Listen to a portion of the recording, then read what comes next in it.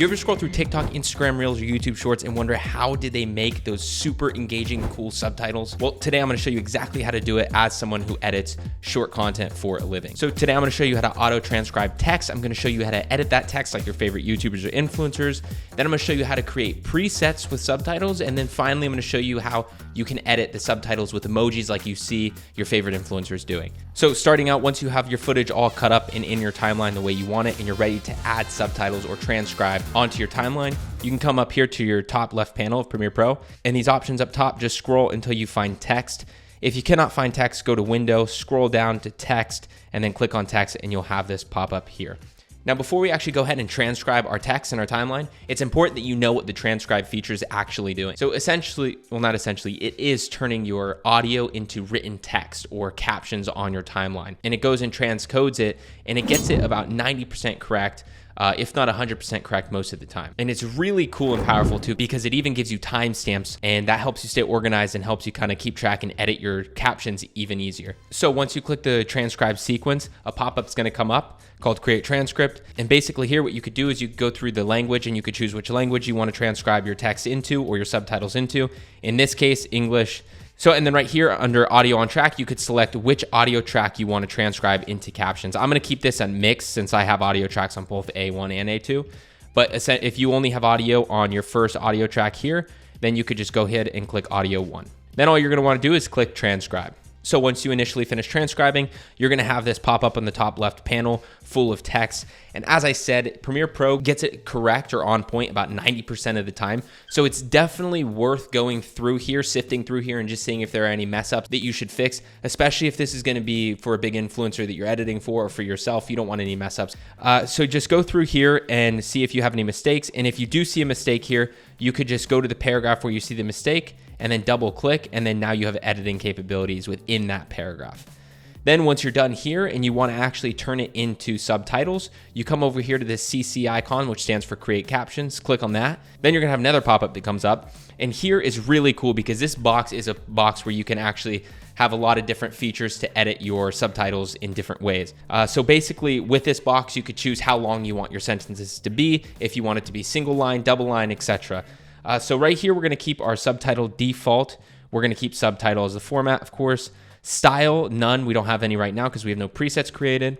And then maximum length in characters, I like to bring this down to about 10. This means how many characters can be in one line, and I don't want it to be stretched out super far, so I bring it down to 10. Minimum duration in seconds is basically how long the subtitle will last in seconds. I like to bring this down to about 1.5. And then gap between frames, I like to keep at 0. And lines, a lot of people like to do double. I've noticed that clicking on single actually tends to look a little bit better in my opinion. Then from here, you just go ahead and click create. So once you finish generating those captions, you will see a new track on your timeline appear. This track is not an audio track nor a video track. This is a subtitle track. So this track up here, all in orange, is your subtitle track, and you could turn it off or turn it on. And then each line of your subtitles will be here on the top left panel, so you can go through and edit these. When I'm editing subtitles, I like to highlight every single subtitle, go to the essential graphics up here on the right, come over here to edit, and then you have all the editing parameters for your captions or your subtitles. There's a really popular font that Mr. Beast uses. I choose not to use that because it's way overrated in my opinion. So the next best thing for YouTube is Montserrat. There's a lot of YouTubers and influencers who use this. I like to go to extra bold for size. I usually go for 90. And then I love to do all caps. I keep it in the center, and then in the zone, I keep it on the bottom. Now this is for this specific YouTube channel, Athlete Next, their shorts that I edit.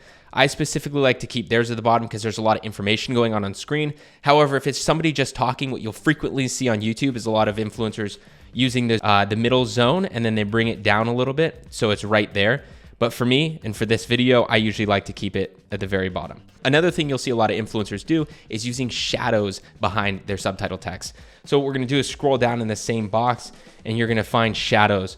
What we're gonna do is the last two sliders are gonna be the main ones you want to keep in mind. So the second to last one is the size of the shadow, and I like to bring this up nearly halfway, so it's pretty thick, because I'm gonna create a diffusion behind it. So I'm gonna go over here to the blur, and then I'm going to move the blur up So it's less aggressive, but it's still there. So you can clearly see that there's a shadow there, but it's less aggressive as if there was not a blur behind it. That's usually how I edit my subtitles for YouTube, for shorts, just to keep it high energy and highly engaging. Now, if you want to create this or turn this into a preset, it's very simple. All you do is you choose the parameters that you want for the subtitles. In this case, we'll go with everything that we've chosen now as far as the text, the font, the size, all that goes. You could just go ahead and select track style, drop down and click create style, and then you can name it and click OK. And now you have that preset style right here. Now there is one thing that's important to note when it comes to these presets, and that's that it only works in the project you're working on. So the presets I create for the subtitles or the captions in this video will only work in this project. So I can create more subtitles, more captions, and then apply that preset to them instead of having to re-edit it. But if I create a new project, I can no longer use this preset. It won't be available for me. I'll have to create it all over again. So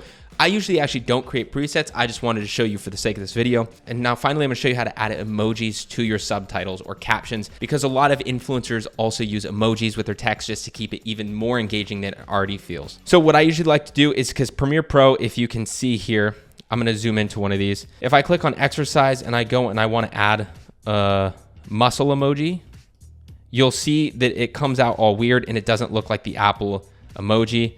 So I definitely don't want that. That looks like garbage. So what you're gonna have to do, because Premiere Pro doesn't accept Apple emojis like that. So what I like to do is to create emojis, I usually go to an app called Canva. It's free. I have the paid version. And then I go here to a blank canvas. Then I'll go over here to the left to text. I'll drag and drop it on. I'll double click, and then I'll select an emoji I wanna use. Let's say this icicle emoji.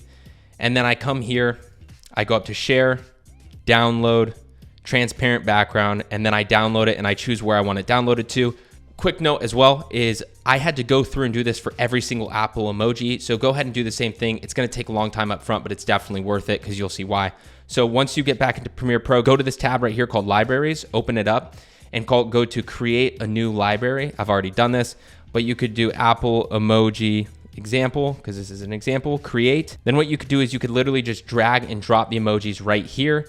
I already did it, so I'm not gonna do it now. And then when you do that, all your emojis will be right here. So let's say right here, we wanted to put a muscle emoji by exercise. We just come over here, we highlight the exercise subtitle, we move it to the left. I'll come and grab the muscle emoji. Now, unfortunately in Premiere Pro, you do have to edit your emojis as you would edit a normal PNG on the timeline. So then I'll grab the emoji, I'll come over here and I will move the parameters and I will move it down near exercise. Now, this looks a little sloppy just because I'm being quick for the sake of this tutorial.